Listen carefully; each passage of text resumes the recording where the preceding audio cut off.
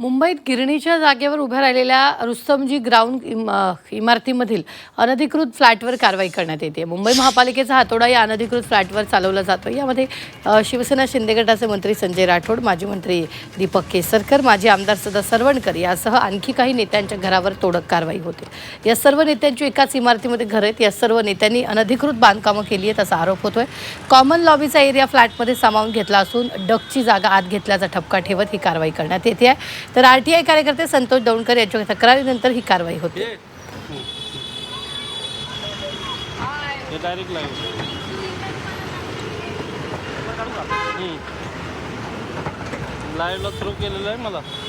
हे प्रकरण काय तेही पाहूयात। क्राउन मिल गिरणीच्या जागेवर रुस्तमजी क्राउन इमारत,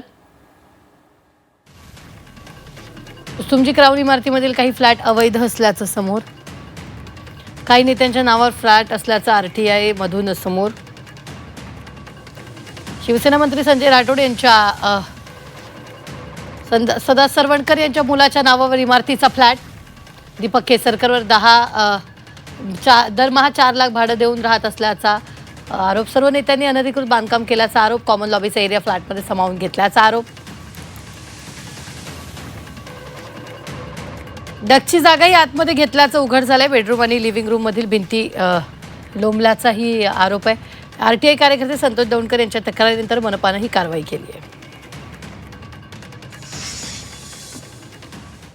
माननीय मुख्यमंत्र्यांना तुमच्या माध्यमातून आम्ही सांगतोय की याच्यावर कोणती शिफारस घेऊ नका, याच्यावर कठोर कारवाई झाली पाहिजे। ही सगळी कारवाई नुसती कारवाई होता कामा नये, तोडक कारवाई होता कामा नये, तर याचा सगळ्या पैशांचा हिशोब आणि ही गिरणी कामगारांना जागा यांच्यात का देण्यात आली नाही, याला महापालिका आणि शासनाला जागा का देण्यात आली नाही।